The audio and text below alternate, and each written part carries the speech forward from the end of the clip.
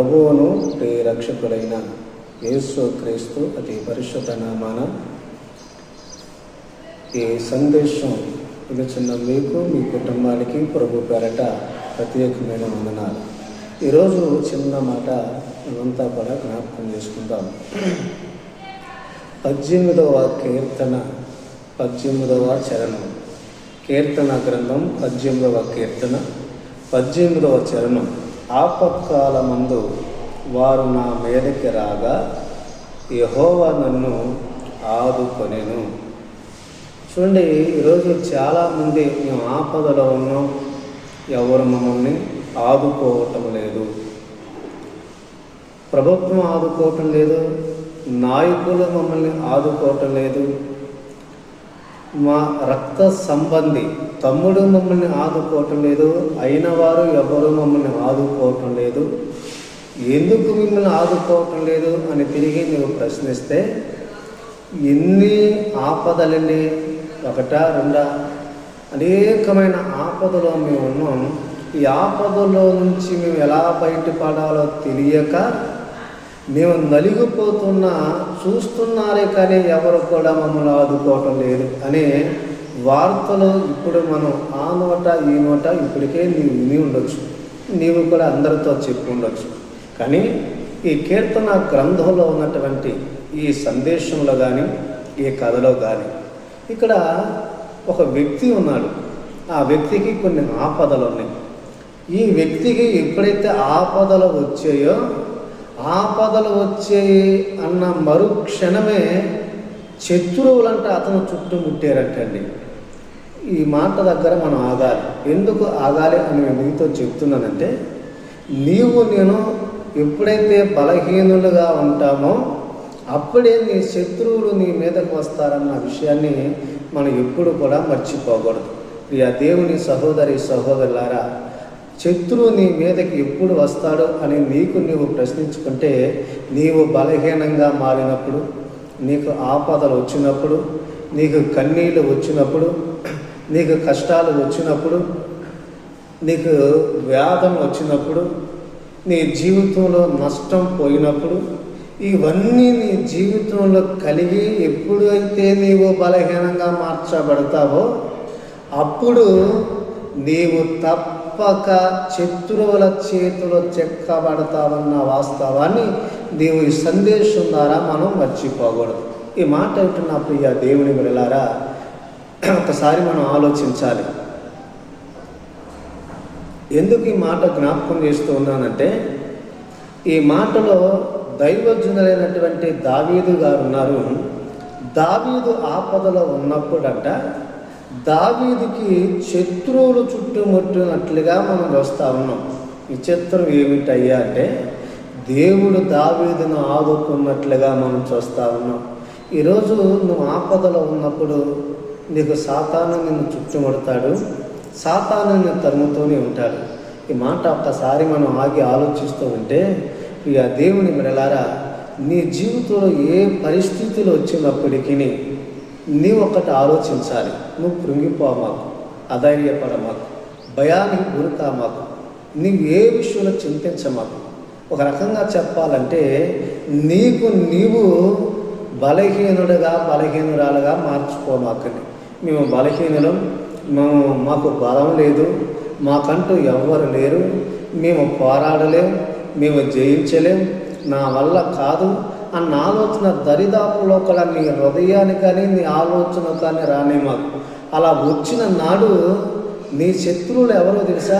నీవు నేను అనుకుంటాం, మనిషి శత్రువు అనుకుంటాం, తాబుట్టిన వాళ్ళు శత్రువు అనుకుంటాం, అయిన వాళ్ళు శత్రువు అనుకుంటాం, నీకు కీడు తలంచిన వాళ్ళు నీకు శత్రువు అనుకుంటాం. కాదు, బైబిల్ చెప్పే మాట, నీకు విరోధి, నిన్ను హింసించేవాడు, నిన్ను ఇబ్బందులు పాలు చేసేవాడు మన దుష్టుడైన సాతానే నీకు నాకు విరోధని బైబిల్ చెప్పబడుతుంది. ఆ దేవుని బిడ్డలారా, యేసు క్రీస్తు గురించి మనంతా కూడా విన్న వాళ్ళమే. యేసు క్రీస్తు వారు ఎవరు? ఆయన ఒక దేవుడని, మనుషులందరి కోసం ఆయన ప్రాణాన్ని పెట్టి శిలువలో మరణించి ఆ మరణాన్ని జయించి తిరిగి నాకు నీకు మన అందరికి కూడా పునరుద్ధానం ఉంది, పరలోకం ఉంది.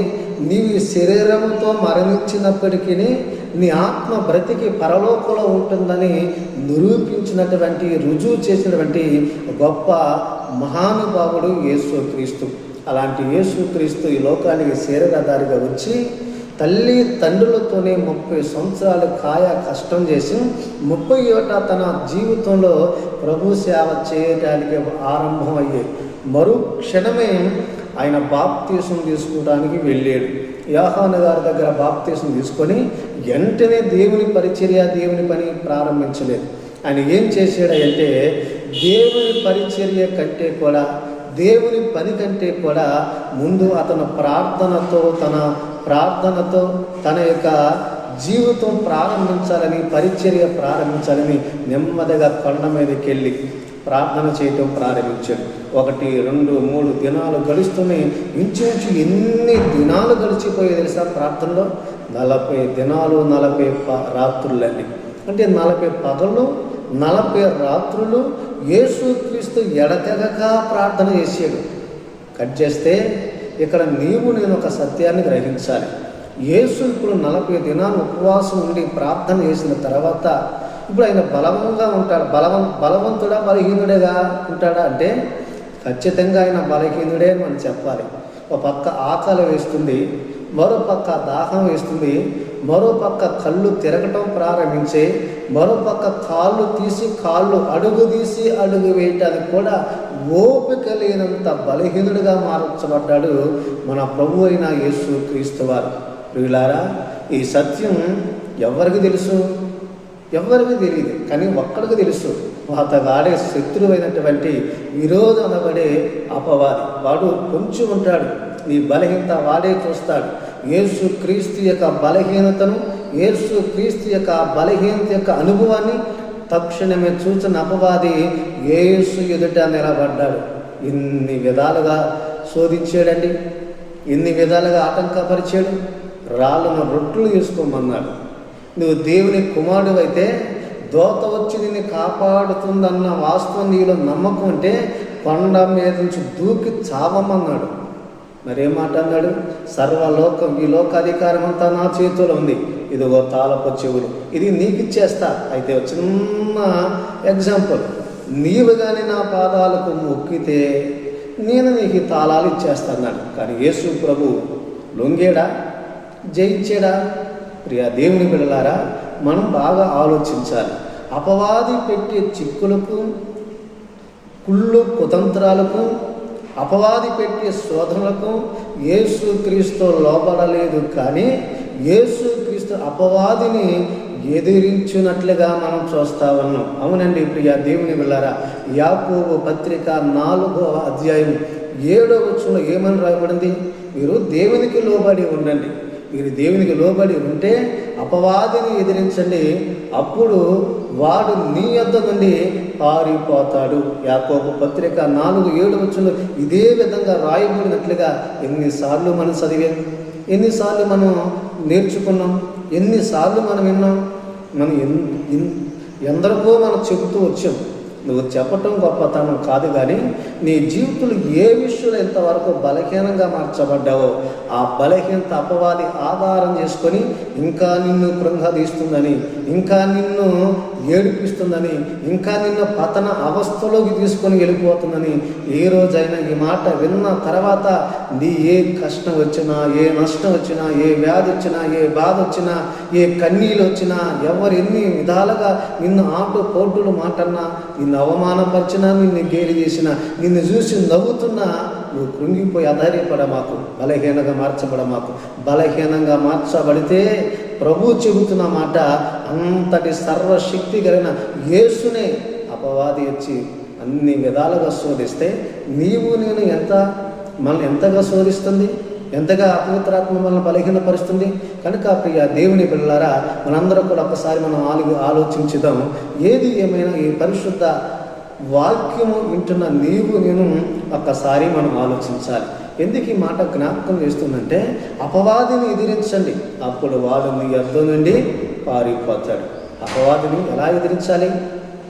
కర్రలతోనా, కత్తులతోనా, బాంబులతోనా, బాబులతోనా, కేకలతోనా, కేసులతోనా? ఎలా మనం ఎదిరించాలి? ఎదిరించడం అంటే ఆయుధాలు అవసరంలా, ఎదిరించడం అంటే బాంబులు అవసరంలా. ఎదిరించాలంటే నీ జీవితంలో బడాబాబులు అవసరంలా, కేకలు అవసరంలా, అరుపులు అవసరం లేదు. నీ జీవితంలో కేసులు కూడా అవసరం. ఇవన్నీ బలహీనులు కావాలి. ఎందుకంటే బలహీనులు కనుకనే ఆయుధం పట్టుకుంటాడు, బలహీనులు కనుకనే కత్తి పట్టుకుంటాడు, బలహీనుడు కనుకనే మంది కావాలని కోరుకుంటాడు, బలహీనుడు కనుకని కేసులతో జయించగలనుకుంటాడు. కానీ విచిత్రం ఏమిటో చెప్పమంటారా? కానీ మనిషి అనేవాడు, ప్రతి మనిషి బలహీనుడే కానీ బలవంతుడు ఇప్పుడు కానీ కాలేడు. ఇలాంటి బలహీనుడైన ఒక మానవుడు, ఒక మనిషి సాతాను జయించే శక్తి సామర్థ్యం ఉందనుకున్నారా? లేదు లేదు లేదు. ఏది ఏమైనా ఒకటి మాత్రం నేను గ్రహించాలి. అపవాదిని నువ్వు జయించాలంటే, అపవాదిని నువ్వు ఎదుర్కోవాలంటే, అపవాదిని నువ్వు ఓడించాలంటే, అపవాదిని నీ నుండి తరిమి కొట్టాలంటే ఒకే ఒకటి కావాలి. అదే నేను బలహీన్ని, కానీ నీలో ఉన్నవాడు బలవంతుడన్న సత్యము గ్రహించాలి. పౌలు గారు చెప్పినదేగా, మల్లారా అక్కలారా భయపడుతున్నారా? లోకంలో ఉన్నవాడు బలవంతుడు మీరు అనుకుంటారు.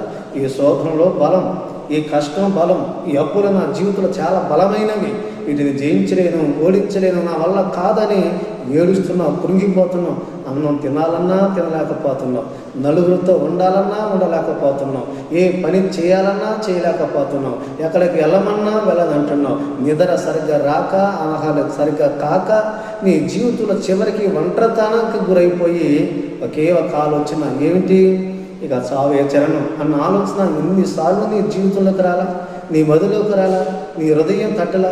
ఫ్యాన్ గురేసుకుంటే బాగుండు, కాస్త ముందు దాకా చచ్చిపోతే బాగుండు, నా తల తీసుకెళ్ళి ట్రైన్ కింద పెట్టి చనిపోతే బాగుండు, నా కత్తితో నేనే పొడుచుకుంటే బాగుండు, ఏదన్నా ఇష్టం దాకా చచ్చిపోతే బాగుండు. ఇది నీ జీవితంలో ఎన్నిసార్లు కృంగదీసింది.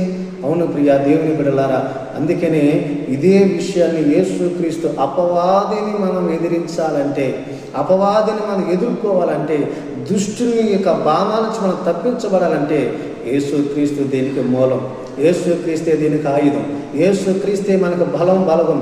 అందుకే ఆయన ఏమన్నాడు? నేను ఇంత శక్తి ఉన్నా, ఇంత ప్రభావం ఉన్నా, ఇంత మహిమ ఉన్నా, ఇంత బలం నాలో ఉన్నా, నేను కొంచెం ఆకలిగా ఉండగానే, దాహం వేస్తూ ఉండగానే, కాస్త నీరసం నాలో దొరబడగానే అపవాదు వచ్చి నన్ను అంతగా బలహీనపరిచి శత్రుగా నన్ను తరుగుతుంటే చావు కోరింది, ఎగతాళం కోరింది, అవమానం కోరుకుంది, దేవునికి దూరం చేయాలని అన్ని ప్రయత్నాలు చేసింది.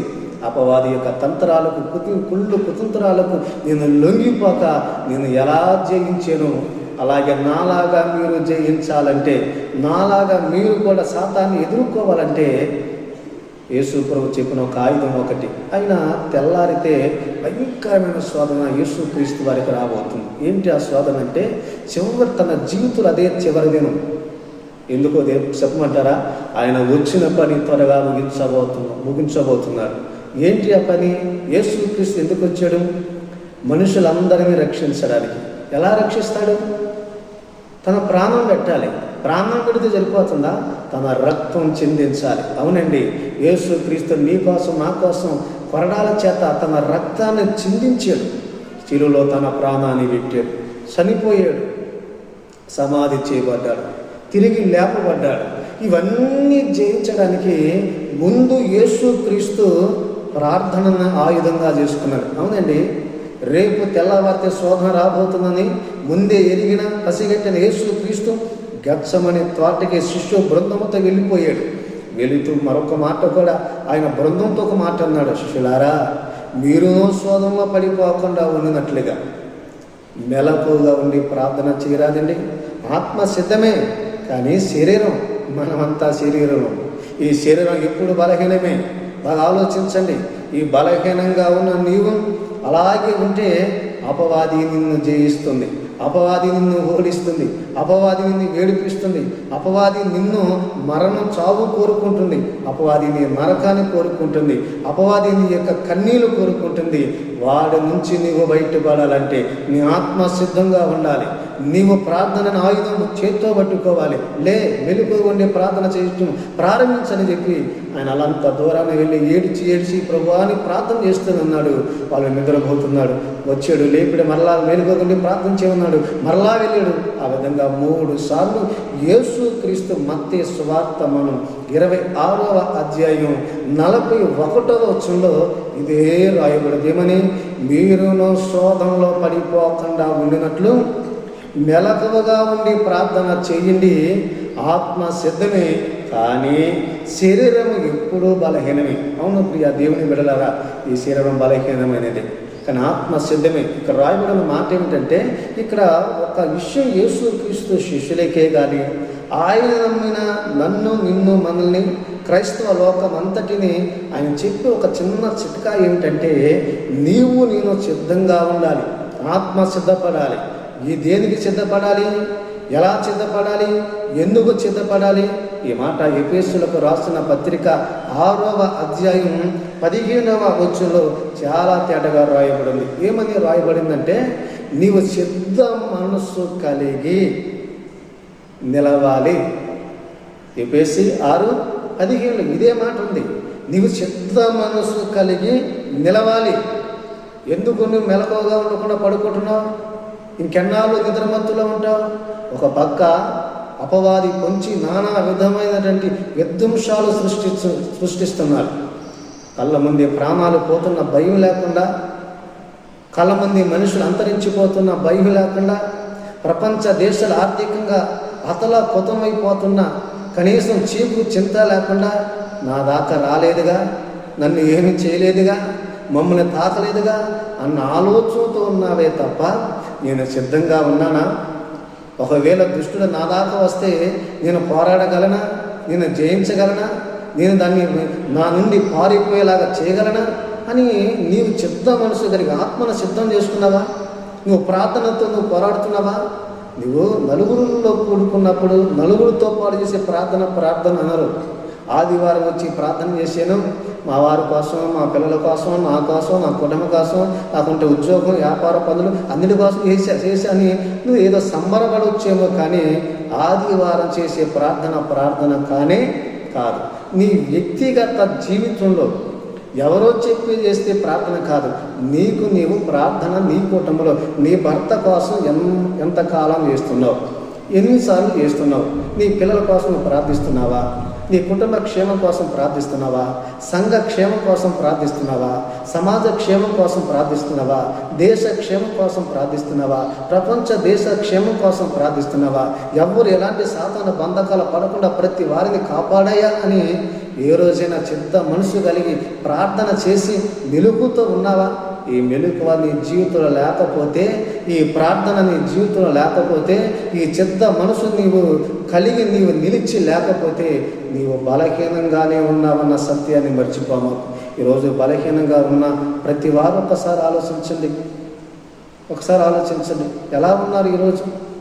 ఎంతమంది ప్రాణాలు విడుస్తున్నారు ఈరోజు? ఇదే మన భారతదేశంలో ఒక మంచి ధనవంతులండి కరోనాకు భయపడి ఒకే రోజు 6 పిల్ల పాపలతో, భార్య, భర్త, పిల్లలతో కలిసి ఉరేసుకొని చనిపోయినట్లుగా మనం చూస్తా ఉన్నాం. ఎందుకని? వాళ్ళ బలహీనతే సాతాను ఆయుధంగా చేసుకొని బ్రతకమాకు, చచ్చిపో, ప్యాన్ గుర్రేసుకో, మందు దాగేసు, చావు ఏ విధమ చేతనైనా నరకానికి వెళ్ళిపోవాలని పొంచి అపవాది వాళ్ళని ప్రేరేపించి వాళ్ళకి సాగు దాకా తీసుకుని వెళితే ఈయన బలహీననే, కానీ బలవంతుడు ఆయన ఉన్నాడు. యేసుక్రీస్తు ఆయన మరణాన్ని జయించినవాడు, శోధన జయించినవాడు, సిలువనే జయించినవాడు, కొరడాలనే జయించినవాడు, అవమానం జయించినవాడు, హేళ కోలను జయించినవాడు, ఉమ్ము ఊసిన జయించినవాడు, ఇన్నిటినీ జయించిన యేసు నాతో ఉన్నప్పుడు నేను ఎందుకు భయపడాలి? అందుకే బైబుల్ ఏం చెప్తుంది తెలుసా? నీలో ఉన్నవాడు లోకంలో ఉన్నవాడి కంటే గొప్పవాడని బైబుల్ చాలా తేడాగా చెప్పబడుతుంది. ఈ మాట విన్న తర్వాత ఒక్కసారి నీ ఉన్న స్థలంలో ఆగి ఆలోచించి నిన్ను నీవు పరీక్షించుకుంటే, ఈ రోజైనా నేను బలహీనునయ్యా, ఈ బలహీనుని సాతాను ఇంకా బలపరుస్తుందని నాకు తెలుసు, అందుకని ఈ రోజు నుంచి బలవంతుడైన యేసు నాకు కావాలి, నాలో ఉండాలి, నాతో ఉండాలి, నా కుటుంబానికి కావాలి, నా కుటుంబంలో ఉండాలి, నాకు కావాల్సిన ప్రతి వారికి ఉండాలని ఆలోచించి ప్రార్థన ద్వారా యేసుక్రీస్తుని నీ హృదయంలోకి చేర్చుకుంటే, నీ ఇంటికి చేర్చుకుంటే, నీలోకి చేర్చుకుంటే ఏ అపవాది నీ దగ్గరికి రానే రాదు. జ్వరం వచ్చినా, వ్యాధులు వచ్చినా, సమస్యలు వచ్చినా, అప్పులే పెరిగిపోయినా, కృంగిదలే కలిగిన, అవమానాలు వచ్చినా, ఎంతటి పరిస్థితి నీ జీవితంలో వచ్చినప్పటికీ నువ్వు కృంగిపోక ధైర్యంగా కలిగి ఉంటే గనక అపవాది నీ ధైర్యాన్ని చూసి, నీకున్న బలాన్ని చూసి వీళ్ళు ఎంత బలవంతులా, ఇన్ని శోధనలు వచ్చినా కృంగిపోరే, అధైర్యపడరే, కన్నీరు కార్చరే, ఇలా సమస్యలు ఎవరితో చెప్పరే, వాళ్ళు ఎగతాళిగా చేసి వీళ్ళ గురించి కథలుగా చెప్పుకోరే. వీళ్ళు ఎంతగా ఉన్నారంటే యేసు వీళ్ళతో ఉన్నాడని అపవాది భయపడి నీ నుండి పారిపోతాడు. అందుకని ప్రియ దేవుని బిడ్డలారా, దేవునికి లోబడు, అపవాది ఎదిరించు, అప్పుడు వాడిని ఎదురించి పారిపోతాడు. ఎలా ఎదిరించాలంటే ప్రార్థన ద్వారా. చిత్త మనసు కలిగి ఉండు. ఆ చిత్త మనసు నీలో కానీ ఉంటే ఈ రోజే నా దేవుడు నీలోకి వచ్చునగాక. చిన్న మాట మీకు జ్ఞాపకం చేస్తా. ఇంతకీ శత్రువు అంటే ఎవరు? అసలు ఈ శత్రువు ఎవరు? ఇక్కడ దావీదు ఏమంటాడు? నేను ఆపత్కాలంలో ఉండగా నా శత్రువులు నా మీదకు వచ్చారు, యెహోవా నన్ను ఆదరించాను అన్నాడు. అంటే దేవుడు నన్ను ఆపదలో ఉంటే ఆదుకున్నాడు, ఆదరించాడని దావీదు చెప్తున్నాడు. మరి దావీదుకున్న శత్రువు ఎవరు? బాగా ఆలోచించాలి. సౌలేగా? సౌలుతున్న సైన్యమేగా. దావీదు ఎప్పుడైనా సైనికుల్ని కానీ శత్రువుగా చూశాడా? సౌల్ని శత్రువుగా చూశాడా? లేదండి. సౌల్ని దేవునితో సమానంగా భావించాడు. సౌల్ని అభిషేకాన్ని మర్చిపోలేదు. శత్రువుగా చూడాలి. దావీదుకి తెలుసు మనిషి ఎన్నడూ కూడా శత్రువు కానే కాదు. మనిషిలో కొన్ని దురాత్మలు ప్రవేశించి మనిషి మీదకి పంపిస్తుంది, ద్వేషాన్ని కలిగిస్తుంది, కోపాన్ని రేపుతుంది, అసూయని కలిగిస్తుంది, అబద్ధాలు చెప్పిస్తుంది, మోసం చేయమని చెప్తుంది. అవసరమైతే నిన్ను కేసులో ఇరికించమంటుంది, అవసరమైతే నిన్ను చంపడానికి కూడా సాతాన్ని ప్రేరేపిస్తున్నారు. కానీ ఇవన్నీ తెలియక నన్ను అవమానపరిచాడండి, ఇలాంతా తేలిస్తా అంటున్నావు. తెలియక నా మీద అబద్ధం చెప్పాడండి, నేను వదిలిపెట్టను అంటున్నావు. వీళ్ళు తెలియక నన్ను ఈ కేసులు ఇరికించాడండి, నేను ఒకటి వీళ్ళకి ఏదో ఒక నా అంత్యంటే చూపిస్తానంటున్నావు. ప్రియా దేవుని బిడ్డలారా, ఇంతకాలం పొరపాటు పడ్డావేమో, ఈరోజైనా ఆ పొరపాటు నీ జీవితంలో చేయక ఏ వ్యక్తి నీకు నాకు శత్రువు కాదని, ఆ వ్యక్తులు క్రియ చేసే దురాత్మే మనకి శత్రువు అని నీవెన్నడూ మర్చిపోమాకు. ఎందుకో ఈ పరిశుద్ధాత్మదేవుడు నీవు సిద్ధ మనసు కలిగి ఉండాలి అని చెప్పిన ఈ పౌలు గారే మళ్ళీ అదే ఎఫెసీ సంఘానికి రాస్తూ 6వ అధ్యాయం, బైబిల్లో ఉన్న మాట 6వ అధ్యాయం ఎఫెసీ పత్రిక 6:12 ఏమనుందంటే, మనం పోరాడుచున్నది మనుషులతో కాదు. ఎవరితో? ఆకాశ మండలమందు ఉండు దురాత్మ సమూహాలతో నీవు, అమ్మ బాగినాలి అయ్యలారా, నీవు పోరాడుచున్నావు. ఎవరితో? మన పోరాటం మనుషులతో కాదు, మన యుద్ధులతో కాదు. తెలియక ఇంతకాలం నీవు నేను ప్రభా నాకు అన్యాయం చేశాడు, వాడు చచ్చిపోవాలయ్యా, వాడు ఆర్థికంగా చితికిపోవాలయ్యా, వాడు నాశనం అయిపోవాలయ్యా, వాడి కాళ్ళు విరిగిపోవాలయ్యా, వాళ్ళ పిల్లలకి వివాహాలు చెడిపోవాలయ్యా, వాడు అప్పులు పాలైపోవాలయ్యా, వాడి వ్యాపారం దివాలెత్తాలయ్యా, వాడి ఉద్యోగం ఊడిపోవాలయ్యా, వాళ్ళకి అనారోగ్యం వచ్చి చనిపోవాలయ్యా, కరోనా వచ్చి పోవాలయ్యా. ఇదేగా మనం దేవుని దగ్గర ప్రార్థన. ఇలాంటి ప్రార్థన దేవుడు వినడని ఏ రోజైనా ఒక్కసారి ఆగి ఆలోచించు. దేవుడు ఎలాంటి ప్రార్థన ఆలకిస్తాడయ్యా? నమ్మేనయ్యా, ప్రాణం ఇచ్చేనయ్యా, ప్రేమించేనయ్యా, ఎంతో సహాయం చేశానయ్యా, నేనే ఉద్యోగం ఇప్పించానయ్యా, నేనే వ్యాపారం పెట్టించానయ్యా, నేనే సంబంధం చూసి ఆ వివాహానికి కారకుడు నేనే అయ్యానయ్యా. ఇన్ని మీరులు చేసిన కీడు చేశారయ్యా, నా మీద అబద్ధం చెప్పారయ్యా, నా మీద కేసులు పెట్టారయ్యా, నన్ను ఇరికించారయ్యా. చూడయ్యా, నన్ను చూసి ఎలా నవ్వుతూ ఎగతాళి చేస్తున్నారయ్యా. అయితే ఇంతకాలం తెలియక వ్యక్తుల మీద కక్ష కట్టిన కానీ వాడిలో ఉన్న దురాత్మ పోవాలని ప్రభువా, అపవాది యొక్క తంత్రాలు వాడి నుండి చెల్లిపోవాలి, వాడి మనోనేత్రులు తెరవబడాలి. ఆ కుటుంబం నేనేంటో నా ప్రేమతో మళ్ళా తెలిసినట్టుగా ఆ బిడ్డను మార్చయ్యా, తనలో ఉన్న దురాత్మ పోగొట్టయ్యా, దురాత్మ వెలగొట్టయ్యని ఆ దుష్టుని మీద నువ్వు పోరాడి, నువ్వు చెత్త మనసు కలిగి ప్రార్థన ఆయుధంతో ఆ వ్యక్తికి పట్టినటువంటి అవమానం అనే దెయ్యాన్ని హేళాకోల చేసే దెయ్యాన్ని, నేను చూసి నవ్వే దెయ్యాన్ని, కేసులో ఇరికించే ఆ దెయ్యాన్ని నువ్వు ప్రార్థన చేస్తే ఆ వ్యక్తి నుంచి విడిచి వెళ్ళిపోదా? తిరిగి నీ ప్రేమను అర్థం చేసుకోడా? తిరిగి నీ విలువ తెలుసుకోడా? తెలుసుకున్న తర్వాత ఏమంటాడు? తెలియక నీ మీద అబద్ధం చెప్పాను, ఇప్పుడు తిరిగి నేను అవమానపడుతున్నాను, సిగ్గుపడుతున్నా, నన్ను క్షమించమ్మా క్షమించాయని ఒక పశ్చాత్తాపంతో కూడిన మనసు అనేకులు ఈ రోజులు మనం చూస్తలేదా? ఈరోజు ఒక్కసారి మనం ఆలోచించాలి. చూడండి, మనం ఒక దైవజనులు ఉన్నారు ఎలీషా. నేను కొండ మీదకి వెళ్ళి ప్రార్థన చేయడం ప్రారంభించాను. అలా ప్రారంభించిన ఆయన తెల్లారిందండి. తెల్లారేసరికి ఆయనతో పాటు ఒక శిష్యుడు కూడా ఉన్నారు. ఈ మాట నీకు నాకు చాలాసార్లు ఉన్న వాళ్ళమే. ఉన్న తర్వాత శిష్యుడు లేచి కంగారు పడిపోయాడు. ఎందుకు కంగారు పడిపోయాడు నీకు నాకు ఇప్పటికే అర్థమైపోయి ఉంటుంది. ఎందుకని? వాళ్ళున్న కొండ చుట్టూ శత్రువులంతా కూడా ఆయుధాలతో, మరణాయుధాలతో ఉన్నారు. ఒక్కరు కాదు, ఇద్దరు కాదు, కొన్ని 100 మంది రథాలతో, కత్తులతో వచ్చేసారండి. ఇది చూసి కంగు తిని భయపడిపోయి పడుకున్న తన గురువుని అయ్యా అయ్యా అయ్యా అని లేపాడు. కంగారు పడిన గురువు గారు లేచి ఎందుకు పిలుస్తున్నావు? ఏమైందంటే అయిపోయింది అయ్యా, అయిపోయింది. ఇదే మన జీవితం చివరిసారి మన శత్రువులు చుట్టుముట్టారు, ఆయుధాలతో వచ్చారయ్యా, మన చచ్చిపోవడం ఖాయం. కానీ చిత్రం ఏమిటి తెలుసా? ఆ ఎలీషా నా దైవజనుడికి అర్థమైపోయింది. ఇతని కళ్ళు ముయ్యబడింది, ఇతనిలో దురాత్మ భయాన్ని గురి చేసింది. ఈ పరిస్థితుల్లో ఇతనితో పాటు నేను కూడా బలహీనుడిగా మార్చబడితే తప్పక శత్రువుల చేతికి చెక్కబడతాం.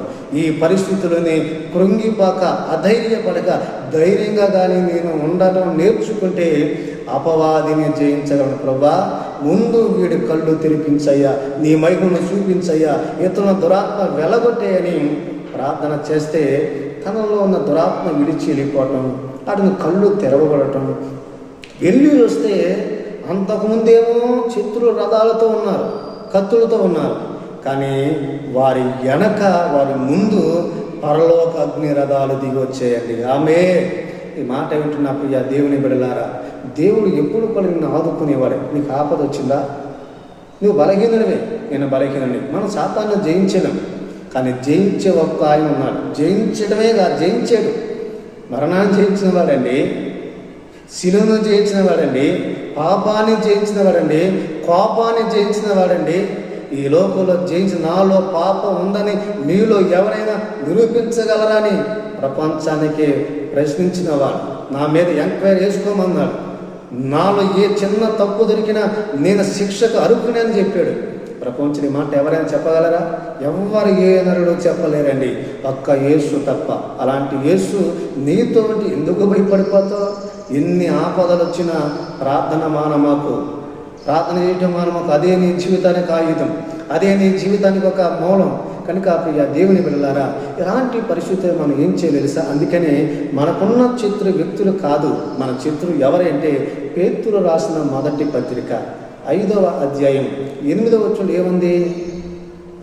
మీరు నిబ్బరము కలిగి ధైర్యముగా ఉండండి, మీ విరోధైనటువంటి సాతాను గర్జించు సింహం వలె ఎవరిని మృంగుదునా అని అటు ఇటు తిరుగుతున్నాడు. చూసారా? సాతాను ఎందుకు తిరుగుతున్నాడంట?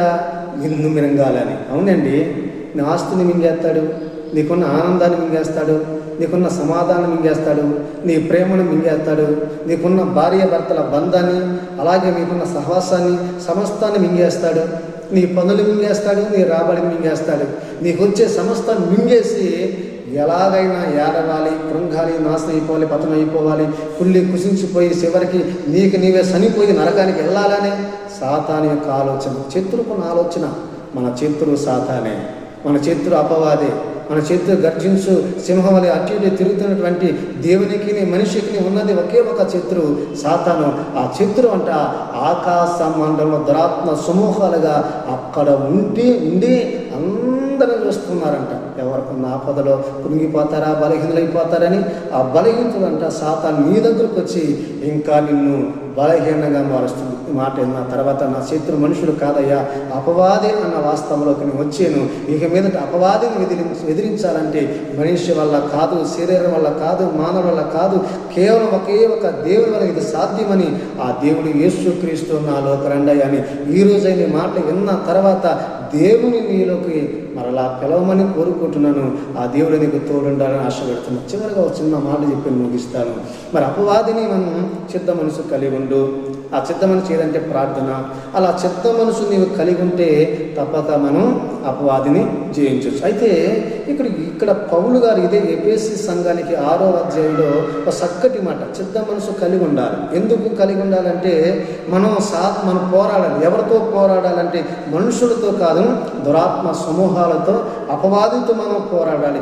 ఎలా పోరాడాలి అని ఇక్కడ చాలా తేడాగా రాస్తున్నారు. ఇదే ఎఫెసీ సంఘానికి రాసిన పత్రిక 6వ అధ్యాయం 14లో ఏమని రాసించాడంటే, సత్యమని దట్టి నువ్వు ధరించుకోవాలన్నాడు. బాగా సత్యమని దట్టి, సత్యం నీ జీవితంలో ఉండాలి. సత్యం నువ్వు తెలుసుకోవాలి. ఈ సత్యం నీకు అర్థం కాదు. ఏంటి సత్యం? నీవు బలహీనుడు అన్నది సత్యం. అలా బలహీనుడిగా ఉంటే అపవాదం వచ్చి నిన్ను ఇంకా బలహీనపరుస్తాడు అనేది సత్యం. మరి నువ్వు అలా బలహీనతలోనే ఉంటే మరణించి నరకానికి వెళ్ళిపోతావు అనేది సత్యం. నువ్వు అదే బలహీనమైన శరీరంతో ఉంటే ఈ లోకం అన్ని విధాలుగా నష్టపోతావు అనేది సత్యం. మరో సత్యాన్ని కూడా గ్రహించాలి. నువ్వు సాతాన్ని జయించి వీరుడిగా ఈ ప్రపంచంలో, ఈ దేశంలో, భూమి మీద విజయ పతాకమైన జెండాను ఎగరవేయాలంటే యేసు ఉన్నాడనేది కూడా సత్యం నువ్వు గ్రహించాలి. ఆయన మరణాన్ని జయించేది సత్యం, పాపాన్ని జయించేది సత్యం. అన్నిటికంటే సాతాను యొక్క మరణపు ముళ్ళును గిరిచేయడం అది సత్యం. మరి సత్యం గ్రహించిన తర్వాత నా వల్ల కాదయ్యా సత్యం అని అనబడే యేసు నీవు అనేది సత్యం నువ్వు గ్రహించగలిగితే యేసుని నీవు ధరించుకుందుగాక. చూడండి, ఇదే అధ్యాయం 15లో రాయబడి 6వ అధ్యాయం 15లో ఏమంది? రెండోది విశ్వాసం అని దట్టి, అది కూడా నువ్వు ధరించుకోవాలి. దుష్ట శక్తులతో పోరాడాలి. అపవాదిక బాణాలను నువ్వు విరిచేయాలి, కాగ్ని చేత కాల్చివేయాలని చెప్తున్నారు. అంటే విశ్వాసం ఒకటి, సత్యం నీ జీవితంలో తెలుసుకోవాలి. దేవుడు తప్ప మరొకటి ఎవరు లేరు, యేసుక్రీస్తు తప్ప మరెవరు నిన్ను రక్షించలేరని, ఈ ప్రపంచంలో ఎవరు నిన్ను కాపాడలేరు అనేది ఎంత వాస్తవమో. రెండోది, నీ జీవితంలో విశ్వాసం కూడా చాలా అవసరం. ఎఫెసీ రాసిన పత్రిక 6:15లో రాయబడిన మాట ప్రకారం నీ జీవితంలో విశ్వాసం ఉందా? విశ్వాసం లేకపోతే దేవుడికి ఇష్టలు కాలేవు. విశ్వాసం నీ జీవితం లేకపోతే విశ్వాసవి కానే కావు. విశ్వాసం నీ జీవితంలో లేకుండా దేవుని వెంబడిస్తున్నా, దేవుని ఆరాధిస్తున్నా, దేవుని కలిగి ఉన్న అన్న పరలోకాన్ని సొంతం కానే కాదు. నీవు విశ్వాసగురుడై ఉండాలి. విశ్వాసం చాలా అవసరం.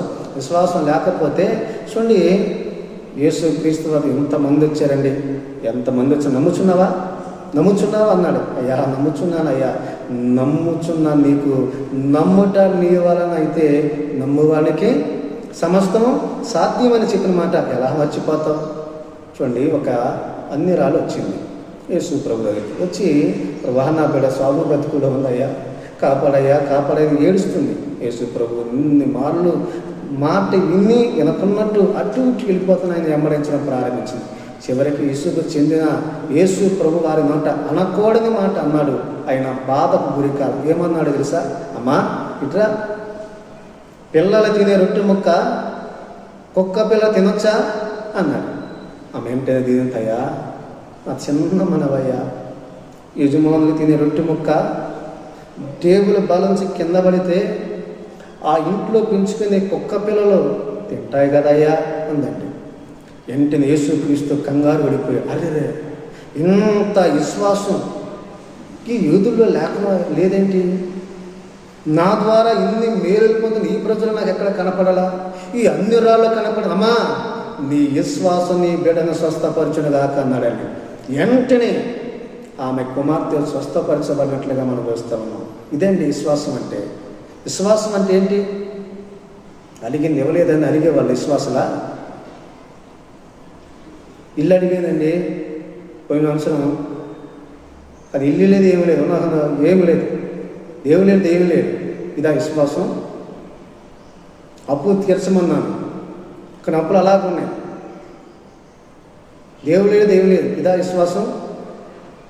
ఏదో అడిగాను. చూడండి, నువ్వు అడిగింది ఇవ్వలేదు, అనుకున్నది జరగలేదు, అందుకనే యేసు ప్రభువుని మీద నాకు నమ్మకం లేదు, విశ్వాసం లేదు అనే వాళ్ళు విశ్వాసులు కాదు. ఇలాంటి వాళ్ళే దేవునికి ప్రభుకు దూరం అయిపోతున్నారు, అపవాది యొక్క చిక్కులో పడిపోతున్నారు. ప్రస్తుతం వాళ్ళు మంచిగా ఉండొచ్చేమో, కానీ మరణించిన మరుక్షణం పాతాళంలోకి వెళ్ళిపోతారని నువ్వు ఎరిగి ఉండాలి. పాతాళంలోకి వెళ్ళిపోతారు. మరులుతున్న నూనెలో పూరి ఎలాగా ఏగుతుందో, వడలు ఎలాగా మరమరలు కాలిపోతున్నాయో, ఒక దినం వాళ్ళ శరీరాలు అలాగే పూరి వలె, ఒక వడవలే వాళ్ళ దేహాలు కాలిపోవటం ఖాయమన్న సత్యం ఈరోజు నువ్వు గ్రహించాలి. ఈరోజు అన్నిలు బాగున్నారు, దేవుని ఈరోజు బాగున్నారు కాను ఏదో అనుకో మాకు, కానీ వాళ్ళ జీవితాల చివరికి నరకమే అన్న సత్యాన్ని గ్రహించాలి. ఎందుకు ఈ మాట జ్ఞాపకం చేస్తూ ఉన్నామంటే, చూడండి, దేవుని యొద్దకు వచ్చేవాడు పరలోకం కావాలి అనే దానికే మనం వస్తున్నాం. చూడండి, దేవుని దగ్గరకు వచ్చాడండి ఒక వ్యక్తి, అయ్యా తన్నొప్పి ఉందయ్యా, నేను ప్రార్థన చేయండి అయ్యా అన్నారు. సరే, ఒక దైవజనుడిగా ప్రభా ఈ బిడ్డను స్వస్థపరచు, ఆ యొక్క తలనొప్పి నుంచి విడుదల కలగచేయ అని నేను ఏదో ఒక దైవజనుడిగా ప్రార్థన చేశాను. ఆ బిడ్డలో ఉన్నటువంటి విశ్వాసం, మా పాస్టర్ గారు ప్రార్థన చేస్తే నేను నమ్మిన యేసుక్రీస్తు నాకు ఆరోగ్యం ఇస్తాడు అన్న నమ్మకం, విశ్వాసం ఆ బిడ్డలో ఉందనుకోండి, వెంటనే తలనొప్పి పోతుంది, అలాగే జ్వరం పోతుంది, ఏదన్నా పోతుంది. నేను ఒక ప్రశ్న మిమ్మల్ని అడుగుతున్నా, తలనొప్పి వచ్చింది కదా, ఈరోజు ప్రార్థన చేసుకున్నాడు కదా, చేయించుకున్నాడు కదా, నిజంగా స్వస్థత వచ్చింది, స్వస్థపరచబడ్డాడు కూడా, ఆరోగ్యం వెళ్ళిపోయాడు. నేను ఒక ప్రశ్న మిమ్మల్ని అడగాలనుకునేది ఏంటంటే, మరలా తన జీవితంలో ఎన్నడ తలనొప్పి రాదా? వస్తుందా? మళ్ళా రాదా? వస్తుంది. జ్వరం రాదా? వస్తుంది. అప్పులు తీర్చమన్నాడు, తీర్చాడు. మళ్ళా కష్టం వచ్చినప్పుడు అప్పులు చేయడా? చేస్తాడు. అంటే నీ జీవితంలో ఈ శరీరానికి కావలసిన అవసరాలన్నీ కూడాను నీకు నువ్వే సంపాదించాలి. అది దేవుని సహకారంతో, దేవుని తోడుతో, దేవుని దండలతో చేయాలి. కానీ పరలోకం అనేది ఉచితంగా రాదమ్మా, ఉచితంగా రాదు. ఈరోజు చాలామంది దేవునికి ఏమి చేయరు. దేవుడు అంటే ఏంటి తెలియదు, మందిరం అంటే ఏంటో తెలియదు, దైవజనుడు అంటే ఏంటో తెలియదు, దేవుడు అంటే ఏంటో తెలియదు, అసలు ఆయన ఎందుకు వచ్చాడో తెలియదు. ఇవన్నీ తెలియకుండానే చాలామంది, కొంతమంది దేవుని గురించి చులకనగా మాట్లాడతారు. జాగ్రత్త, దేవుని గురించి తక్కువగా మాట్లాడితే నీ జీవితానికే నష్టం, అది నీ కుటుంబానికే నష్టం, అది నీ ఎదుగుదల అభివృద్ధికే నష్టం. దేవునితో పెట్టుకుంటే, దేవునితో పెట్టుకున్న ఏ నరమాత్రుడు బాగుపడినట్లుగా చరిత్ర లేదన్న సత్యాన్ని ఈరోజు ఒక్కసారి ఆగి ఆలోచించు. నువ్వు నేను ఎంత దేవుని దృష్టిలో దేనికేమో, దేవుని మీద అలుగుతామా, దేవుని మీద కోపడతామా? ఒక్కసారి ఆలోచించండి. విశ్వాసం అనేది ఎలా ఉండాలి? ఒక శతాధిపతి వచ్చాడండి, అతని దగ్గర 100 మంది పనివాళ్ళు ఉన్నారు. యేసు ప్రభు దగ్గర వచ్చాయా, నా దగ్గర ఉన్న 100 మంది పనులు ఒక పనివాడు అనారోగ్యంతో పక్షవాతం వచ్చి నడవలేకపోతున్నాడు. కాళ్ళు పని చేయట్లేదయ్యా, చేతులు పని చేయట్లేదయ్యా, నోరు పడిపోయేదయ్యా, నాకు బాగా కావాల్సిన వాడయ్యా, నా అన్ని అవసరాలు తీర్చేవాడయ్యా, నా పాలన సమస్తం ఆ వ్యక్తికే తెలుసయ్యా, అతను లేకపోతే నాకు కూడా ఏదోలా ఉందయ్యా, ఎవరో చెప్తూ వచ్చాను, మీరు ముట్టండి అయ్యా, ముట్టండి అయ్యా అని. యేసు ప్రభు అన్నాడు, మేము వస్తాను పద అన్నాడు. వెంటనే ఆయన అన్న మాట తెలుసా? అయ్యా, మీరు మాట్లాడే అవకాశం ఒక చిన్న మాట అయ్యా, నేను 100 మందికి యజమాని, కూర్చో అంటే కూర్చుంటారయ్యా, నిలబడు అంటే నిలబడతారయ్యా, పరిగెత్తమంటే పరిగెడతారయ్యా, ఆ దేశాన్ని తీసుకొస్తారయ్యా. అయ్యా, ఒక సాధారణమైన ఒక అధికారిని అయ్యా నేను, మరి నా మాటకే అంత విలువ, అంత శక్తి, అంత పవర్ ఉంటే, ఈరోజు ఈ ప్రపంచాన్ని సృష్టించిన సృష్టికర్తవి, మరణాన్ని జయించిన వాడివి, సాతాను సంఖ్యలు త్రెంచివేసిన వాడివి, సాతాను యొక్క తాళాలు నీవు మరణంతో నీవు సంపాదించుకున్న గొప్ప దేవుడివి, అలాంటి నీ నోటి మాటకు ఎంత విలువ ఉంటుందయ్యా? నువ్వు రావద్దయ్యా, నీ మాట చెలవిస్తే చాలు. ఆమేన్. ఎంత గొప్ప విశ్వాసం ఉంది. విశ్వాసం నీలో ఉందా? ఒకసారి ఆలోచించు. ఈ విశ్వాసం నీలో ఉంటే దేవుని ప్రశ్నించు, దేవుని అడుగు, దేవుని మీద అడుగు. అంతేగాని విశ్వాసం లేకుండా విశ్వాసం చెప్పుకుంటే విశ్వాసమే కాదు, దేవునికి విరోధి అనే వాస్తవాన్ని గ్రహించు. ఎందుకో తెలుసా? నీవు కాదు విరోధివి, నీలో ఉండే క్రియ చేస్తున్నాడు, నిన్ను నడిపిస్తున్నాడు, నిన్ను పతనం చేస్తున్నాడు, నిన్ను పతన అవస్థలకు నడిపిస్తున్నాడని ఈరోజు నీ కళ్ళు తెరవబడాలని ఒక దైవజనుడిగా నా దేవుని ప్రేరేపణతో ఈ సందేశం మీకు చెబుతున్నా. ఈ మాట విన్న తర్వాత ఒక్కసారి నీ కళ్ళు తెరుచుకో, ఒకసారి నీ కళ్ళు తెరుచుకో. వెంటనే యేసుక్రీస్తున్నమాట, అయ్యా ఇంత గొప్ప విశ్వాసం ఎవరిలో నేను చూడలేదు, నీ విశ్వాసమే నీ దాసులని స్వస్థపరచబడిన కదా. వెంటనే ఈ యజమానులు యేసు యుద్ధం నుంచి వెళ్ళాడని వెళ్తున్నాడు.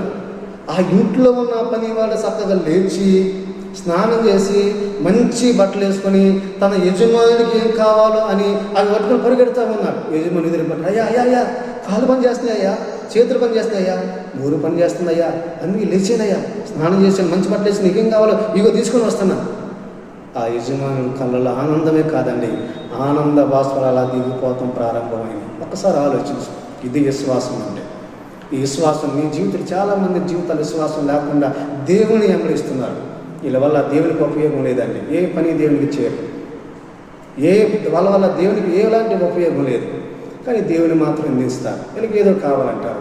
నీకు కావాల్సిన పరలోకం, పరలోకం కావాలంటే ప్రభువుని నమ్ముకో, పరలోకం వద్దనుకుంటే లోకాన్ని నమ్ముకో. ఒకటి మాత్రం వాస్తవం, రెండు దారులు, ఒకటి పరలోకం, రెండోది నరకం.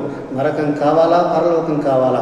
దేవుని నమ్ముకుంటే పరలోకానికి వెళతావు, లోకాన్ని, ఆస్తి పాస్తులు, లోక సంపాదన నమ్ముకుంటే తప్పక నరకానికి వెళ్ళిపోతాం. ఇది మాత్రం వాస్తవం. ఈయన ఎవరు స్వాగతం పలకరు, ఎవరు కూడా నిన్ను ప్రభు నమ్ముకొని ఒక క్రైస్తుడిగా నీకు ఎవరు చెప్పరు. అక్కడ మాత్రం వాస్తవం, నీ జీవితంలో విశ్వాసం అనేది తప్పక నీవు కలిగి ఉండాలి. ఆమె చివరిగా మరో మాట రాయబడి ఉంది, అదేమిటంటే వాక్యం అనే ఖడ్గం అంటాడు. ఎఫెసీయులకు రాసిన పత్రిక, ఈ మాట చదివి నేను ముగిస్తాను. చూడండి 17వ వచనం ఏమనుంది? దేవుని ఎఫెసీయులకు రాసిన పత్రిక 6వ అధ్యాయం 17 వచనం 18 వచనం కూడా చదువుతాను.